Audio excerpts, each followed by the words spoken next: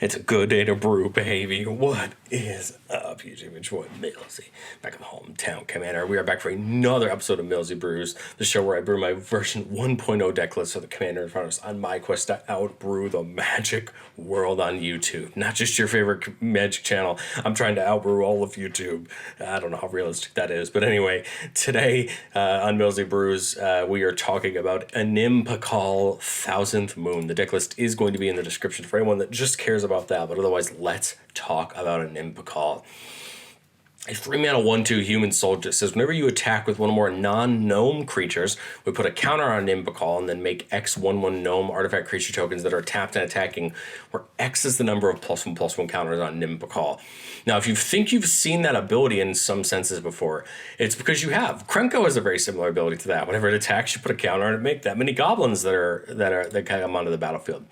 And sure, Krenko is a really fun part of this deck, but I remember reading this card for the first time. I thought of two things. One, this is immediately going into my Jetmir deck, and believe me, I cannot wait to cast this thing in that deck. But number two, this is a way for me to fix all of the fun I had with my Winota deck in the past while making it just a teeny bit more fun. And I hope I can convince you that why this deck is a ton of fun. This may be one of the best Boros decks I've ever built in the sense of making me want to play it and making me want to get this thing on the tabletop and try to make it work, because we have so many payoffs, we have so many token generation payoffs, we have so many damage payoffs, we have so many +1/+1 counters payoffs. My hope is that you'll stick around and see what this deck can do. And I think for the budget this deck is at, the budget that this deck is at, this actually might punch pretty hard compared to some of the decks you played against if you can get the right curve going. Okay, well, we already sort of seen from Anim, Pakal's ability that we're making tokens whenever a non-gnome creature we control attack one or more. Anim, Pakal does not need to attack to make the tokens. And that's why I think is important, because one of the other creatures we're playing in the deck, and the creature I just mentioned, Winota, Joiner of Forces, doesn't need to attack either in order to have her effect go off. And we found that these are the effects that work really well. One of the other humans, the Cornerstones of our deck that can make tokens alongside of Anim as we attack is Adeline, Resplendent Cathar. Whenever we attack, for each opponent, we make a 1/1 attacking them. These are the type of abilities that when the creature that the ability goes on doesn't need to attack, we can really take advantage of attacking with other things, still generating the value and trying to keep these creatures alive to either block or just keep them safe in certain matchups. So not only are we using things like Adeline to make more tokens and Krenko to make more tokens onto the battlefield that can attack and hurt our opponents, but we don't want to just make the number of +1/+1 counters them. We want to try to double them with Mondrak. Mondrak doubles the amount of tokens that would be created in your control, twice that many. And the new O'Hare Talk can make triple the amount of creature tokens that are created. Yes, these are not cheap cards, both price-wise and mana-wise. But again, all we need is one turn with one of these on the battlefields, and it's going to start hurting our opponents. Because remember, those tokens come in, and they get to attack whoever we want. And remember, when you create tokens after you've already declared attacks, they can attack. They can attack players. They can be tapped and attacking players that have things like Propaganda and Ghostly Prison. This completely gets around them because you're not declaring the attack. I believe this also gets around things like the most recent Wandering Emperor, where it says only one creature can attack this Planeswalker each combat. I believe it gets around that as well because you're not declaring the attack. But the point is, you're coming in and getting around some of these attacking things like Crawl Space or whatever your opponents might be playing, because they come in after attack declaration. So, okay, these abilities are going to double the amount of counters we put onto, double the amount of tokens we put on the battlefield. We're playing something like Roaming Throne, which we're going to come in and call a human. It might seem odd because, Mondrak and O'Hare aren't humans, but we actually have a couple of really important humans in the deck that we want to double. One, Anim, Pakal, and, Adeline and Winota, like we talked about, are humans, but we have a couple creatures in the deck that deal damage when things come into the battlefield, and they're humans. Ingenious Artillerist, number one or more artifacts enter the battlefield under our control, it deals that damage to each opponent. Well, with Roaming thrown out on humans, that's going to go off twice. Reckless Fireweaver is a human. Whenever an artifact enters the battlefield under our control, it deals 1 damage to each opponent. Again, that is going to get doubled. So you can see these are humans' abilities that are going to get doubled. Well, we don't just need to double the amount of tokens that are actually created to get more tokens. We can put +1/+1 counters on an Anim Pakal by things like Luminarch Aspirant or Siege Veteran. Both of these are humans, so at the start of combat, when we put a counter on a creature we control, that will be doubled by Roaming Throne if it's out. Or we just put +1/+1 counters onto an Anim Pakal to make more and more tokens. So as you can see, we're not just making them by doubling, we can also make them by getting counters onto Anim Pakal as well. So as you can see, we're starting to kind of set up this thing where a lot of our decks going to help us just make these tokens. As far as damaging our opponents when creatures come in, we're also playing Perforos, 2 damage to each opponent whenever a creature comes in, and Witty Roastmaster, 1 damage to each opponent when a creature comes in.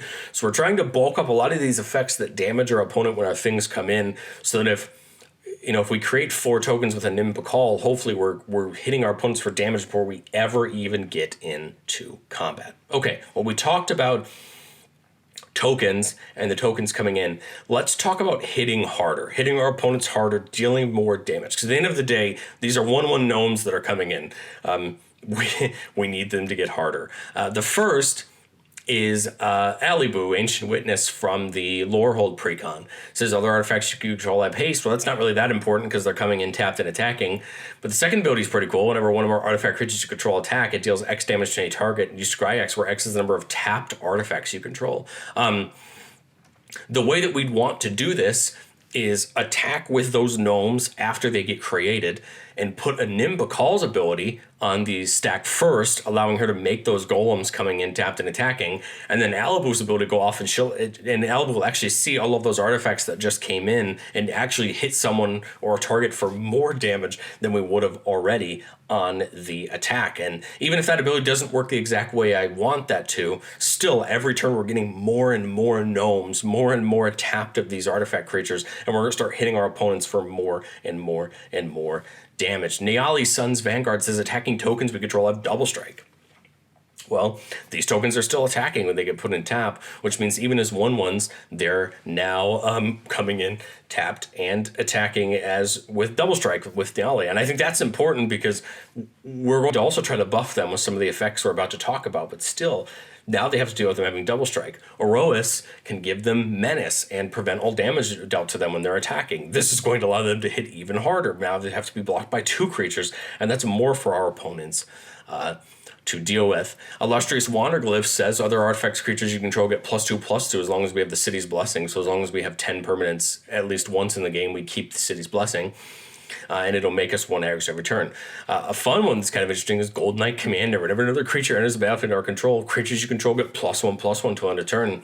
We make 5 gnomes with Anim Pakal, +5/+5 to everybody during that combat. This is a card that could sneakily hit our opponents for a ton of damage. Well, let's talk about buffing all of our creatures. We have things like Coat of Arms.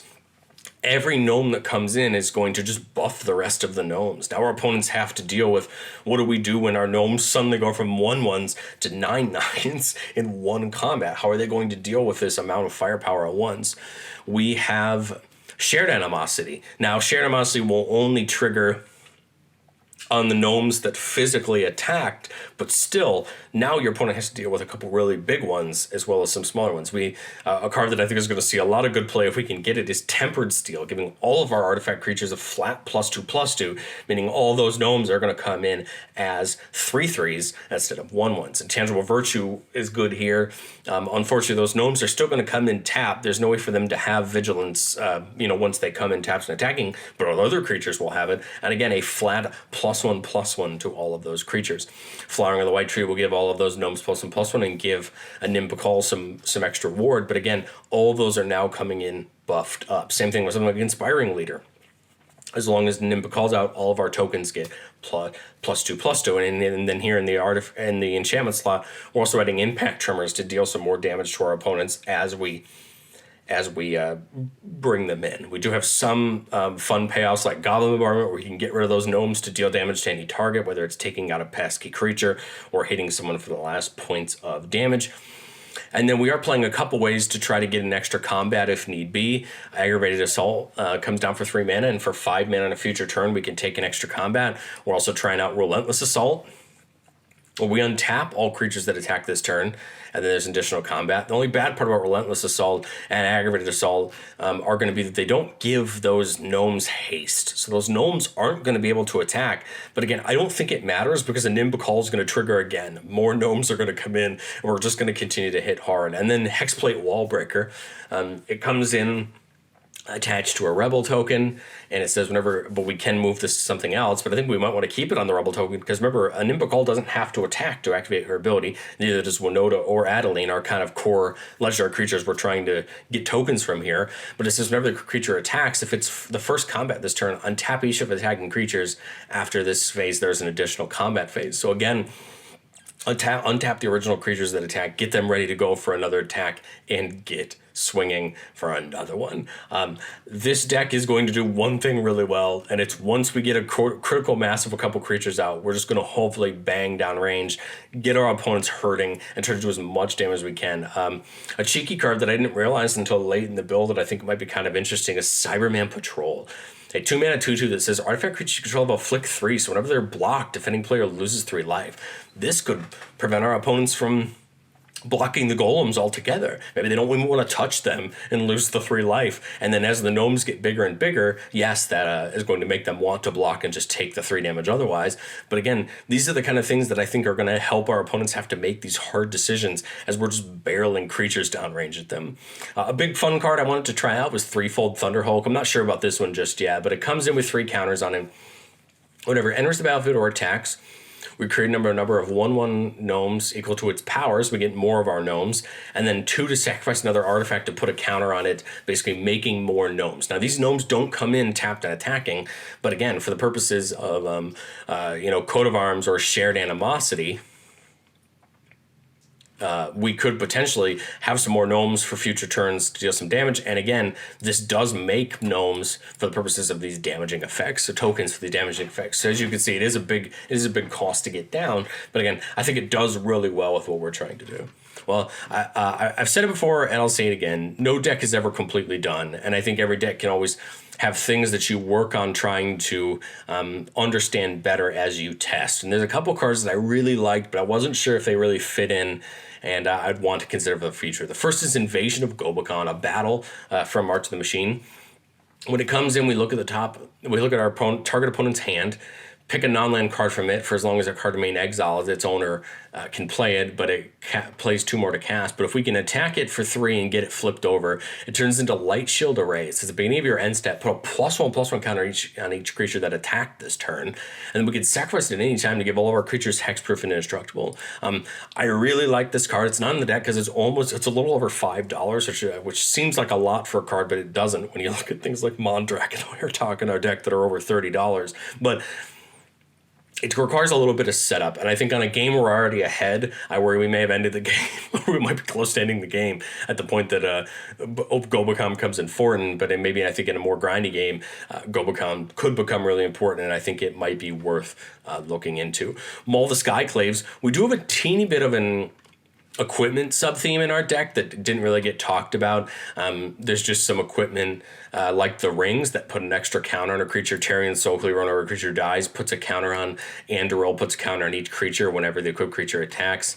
+1/+1 counter. There's a little bit of an equipment sub-theme in our deck, but I like Maul the Skyclaves for a Nim specifically. It says when it comes in, you put it on a creature. That creature gets +2/+2 flying and first strike. I like this because this will start getting our commander to hit hard and start hurting our opponents in the process. I think a Nim's one of those creatures we're going to be very careful with attacking with because we don't need to. She doesn't need to attack in order to get her ability, but I think we might want to at some point to start threatening more damage. We just want to be careful she doesn't die because then our whole deck kind of resets as what we're trying to do. And then the last card I really wanted, that I really consider, was Showdown of the Skull. This is a saga from Kaldheim that says when it comes in, we exile the top 4, and then until the end of our next turn, we can play those cards. We can play lands and spells. And for the next 2 turns, Whenever we cast a spell this turn, put a +1/+1 counter into our creature you control. Note that Showdown doesn't care that you cast a spell it exiled. It just cares about you casting spells. And I like this because we cast the spells, put the counters on Anim, and now we're getting more and more value out of her attacking. Guys, I'm going to be 100% honest. This is a deck I did not expect. When I first looked at her, I said, this is immediately going in other decks.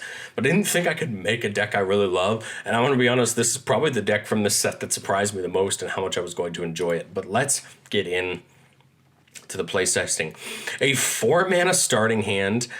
We see O'Hare, Brave the Sands for some vigilance, and that Tarian Soul Cleaver. We're missing a creature to attack with an Anim, Pakal, but otherwise I really like this hand. Draw turn 1, we'll put the Biovac in tapped. We have no reason to put it in untapped, I guess, other than playing that Soul Cleaver, but even at this rate, we're not going to be able to attach it anyway. Turn 2, we'll put the Snarl down, revealing one of the ones from our hands. And I guess we'll get the Soul Cleaver down. This is a little bit slower than I expected, but that's okay.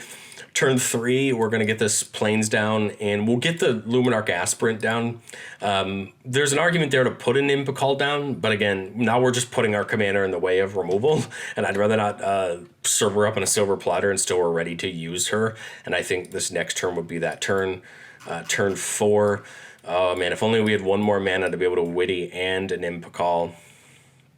But with 4 mana, I think we put an Impakal down here for that. We don't have enough to equip the Soul Cleaver, but that's okay.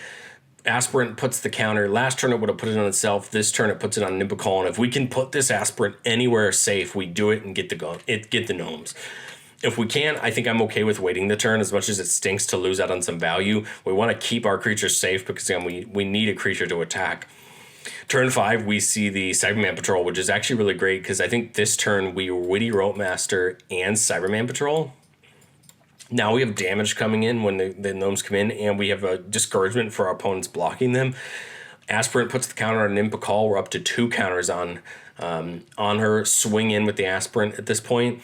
And now 2 come in, dealing 2 damage. We have people discouraged from blocking the gnomes, and now people have to worry about that. And then on this final turn, we drop the Rogue's Passage, put O'Hare down. Now we're creating triple that amount of counters. And again, and if no one's interacted with us, this is a little bit of Magic Christmas land, but if no one's interacted with us, we put the counter on an Impakal. She's up to 3 counters on here.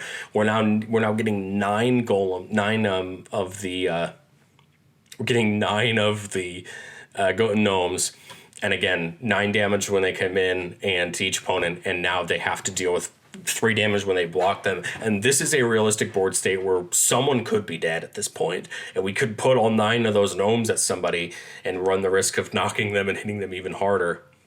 And now our opponent has to deal with the board. Now this is perfect board wipe territory, but again, we got a pretty slow hand. This deck could be a lot more aggressive than this, but this just goes to show you what a half decent hand could get us. All right, well, here we go. We'll start it over again. 3-lander, which gets us to our commander. Luminarch on turn 2 into an Impakal isn't a bad 1-2.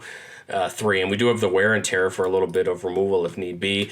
Drawing the Krenko is great. Turn 1, I just say we put this Plains down. We do leave the Tear up in case somebody plays something we need to get rid of. Turn 2, I really think we get this Aspirant down and get it running. Again, turn 1, it'll put a counter on itself, making it a 2-2. Turn 3, I say we put this Rogue's Passage down, get an Impakal down, put the counter on an Im, so now she's up to 1. I just realized I miscounted last game when we talked about the amount of counters on an Impakal, but that is what it is. We get Aspirant to attack somewhere, and Impakal gets a counter, she's up to 2 gnomes come in. Next turn, we get this Plains down. I think there's a argument for collective effort to just put a counter on all of our creatures. What I like here is if we really want to get rid of an enchantment, we could tap an Impakal to do it, because remember, she doesn't need to attack.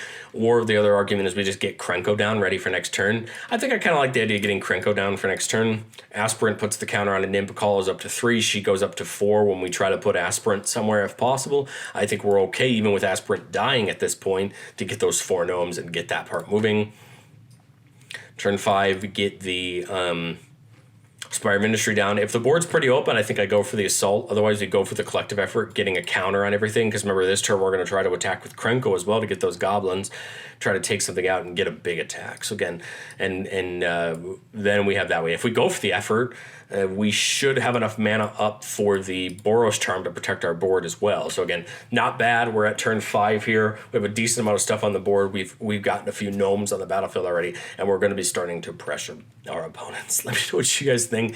I'll have a Nim Pakal down in the comments. Again, I love my token decks. My playgroup's probably going to hate this deck, but I'm going to call it my way to make Winota fair and have her not be the focal point of a deck, but still be good. And the reason that I think I like Winota in this deck is all of our humans in the deck do something we really care about. And no, they're going to be kind of sometimes hard to get off of Winota. But again, if we're attacking with 6 gnomes, remember, this is on attack, meaning we can put all of the Winota triggers above a Nim Pakal, get all of these Ingeniuses and Reckless Fireweavers and all this kind of stuff and Gold Knights in before we do the Nim Pakal trigger, and we could potentially just, again, blow a game out in one comment. Let me go what you guys think down in the comments below. This is probably my favorite deck this week that I've had a chance to build, and cannot wait to try this one off the table, but I will catch you guys next time.